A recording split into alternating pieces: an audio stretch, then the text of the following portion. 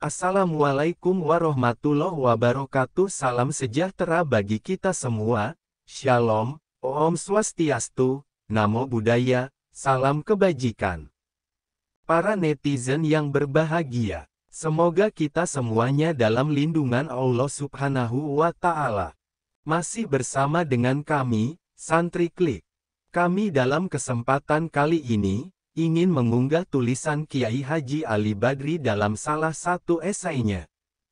Nasab sebagian keturunan Wali Songo lebih sahih dari sebagian Ba'alawi.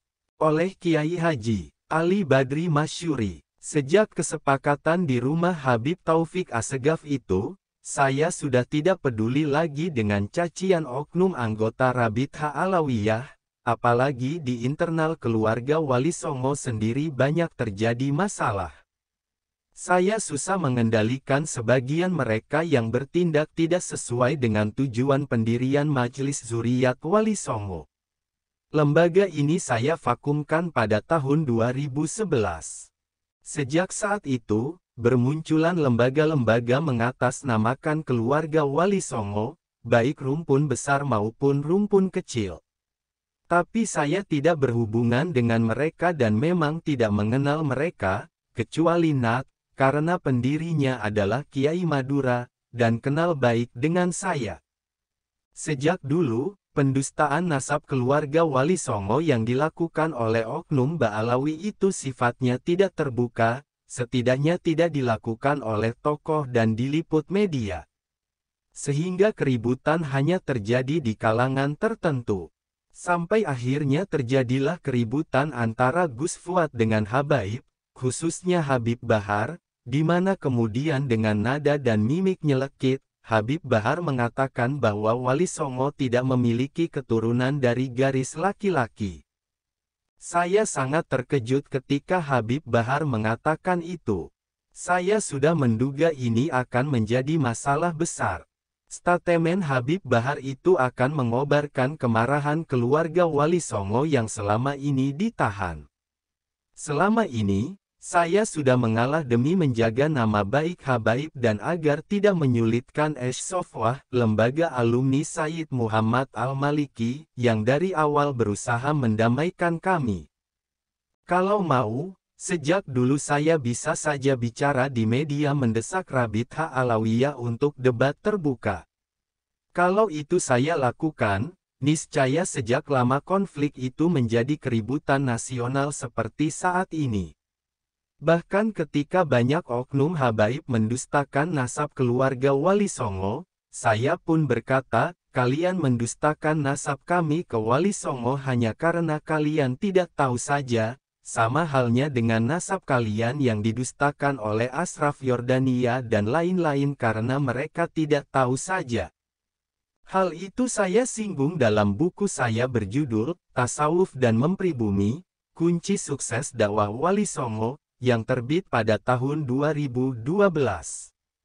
Jadi, apa yang dipermasalahkan dalam kajian Kiai Haji Imaduddin Al-Bantani tentang nasab Balawi itu sudah lama saya ketahui. Insya Allah nanti akan saya bicarakan lebih detail tentang itu. Kini saya bukan lagi ketua paguyuban keluarga Wali Songo. Paguyuban saya sudah bubar. Saya hanya mau mengamati saja dan tidak mau terlibat dengan pertikaian ini. Namun banyak pihak yang meminta saya agar turun tangan untuk mendinginkan suasana, maka saya pun menulis serial, menyikapi konflik Habaib dan keluarga Wali Songo ini, agar rakyat Indonesia tahu sebab musabab dan kronologi konflik ini, kemudian bersama-sama mencari solusi untuk menyelesaikannya. Dua kelompok yang bertikai itu sedang panas, hanya kekuatan sosial yang bisa menghentikan keangkuhan mereka. Sekarang kita kembali pada pernyataan pendukung Gus Fuad, bahwa beliau adalah keturunan Sunan Ampel. Ada yang bertanya kepada saya, benarkah Gus Fuad itu keturunan Sunan Ampel? Maka saya jawab, saya tidak tahu. Perlu diketahui oleh saudara-saudara sekalian, bahwa sampai saat ini, catatan nasab keturunan Wali Songo atau Syekh Jumadil Kubro itu lebih banyak disimpan oleh keluarga besar masing-masing. Catatan nasab itu mulai didata dan dihimpun secara umum sejak saya mendirikan Majelis Zuriat Wali Songo pada tahun 2005. Waktu itu saya sendiri yang memimpin lembaga penelitian nasab. Hingga tahun 2011, kami mendapatkan ribuan catatan dan riwayat yang tersebar di Indonesia, Malaysia, Singapura, Thailand dan Makkah Al-Mukarramah, dan sekitar 200 keluarga saja yang telah kami nyatakan nasabnya bisa diterima. Selebihnya masih dalam proses penelitian. Saya keliling ke mancanegara itu tidak ada yang membiayai. Saya pun saat itu tidak memiliki uang cukup untuk keliling Asia Tenggara. Maka ketahuilah bahwa pencarian catatan dan riwayat nasab sampai ke mancanegara itu sebenarnya adalah kegiatan sampingan saya. Saya lakukan itu di sela-sela waktu ketika saya diundang ceramah atau safari dakwah ke tempat-tempat itu. Saya sering diundang untuk berceramah di berbagai daerah di Indonesia, baik di Jawa maupun luar Jawa, seperti Bali, Kalimantan Barat, Kalimantan Timur, Kalimantan Selatan, Sulawesi, Sumatera dan Aceh. Dulu saya juga sering ke Malaysia, Singapura dan Thailand, bahkan pernah ke Kerajaan Sulu di Filipina. Adapun di Makkah dan Jeddah saya keliling di sela-sela saya mengurus jamaah haji atau umroh, karena waktu itu saya menjadi pembimbing salah satu travel haji dan umroh. Suatu ketika saya mendapat undangan sebuah acara di Shah Alam Malaysia. Acara itu mengundang ratusan ulama, sufi dan dihadiri oleh puluhan ribu pengamal thariqah se-Asia Tenggara. Setiap negara ada yang diundang khusus untuk berceramah, saya termasuk penceramah yang dari Indonesia, juga Dr. Kiai Haji M. Giyauddin Surabaya dan Dr. Syekh Rohimuddin Nawawi Al-Bantani. Ketika itu saya meminta tambahan tiket dan kamar hotel kepada panitia. Saya katakan bahwa saya ingin membawa rombongan ulama dan tokoh keturunan Wali Songo.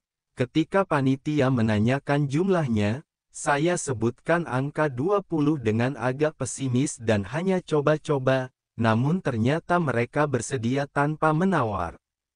Seperti kata pepatah, dikasih hati minta rempela, saya pun mencoba meminta tambahan lagi, yaitu meminta disediakan bus untuk keliling Malaysia dan Thailand, ternyata mereka mengabulkan juga. Akhirnya saya bisa membawa rombongan ulama dan tokoh keturunan Walsiongo ke Malaysia. Total rombongan 23 orang, di antara 20 orang yang saya bawa dengan fasilitas dari panitia itu adalah Kiai Haji Hasan Abu Bakar Soleh ulama, sepuh pesantren Benda Kerep Cirebon Kiai Haji Ahmad bin Hasan Benda Kerep, Sultan Saladin Keraton Kanoman Cirebon, Gus Arifin, Surabaya, Kiai Haji Masuti Busyiri, Pesantren Anur Bululawang Malang, dan lain-lain. Setelah acara yang digelar 2 hari di Masjid Shah Besar Alam itu, kami pun keliling Malaysia dan Thailand Selatan Fatani khususnya silaturahim pada ulama sesama keturunan Syekh Jumadil Kubro.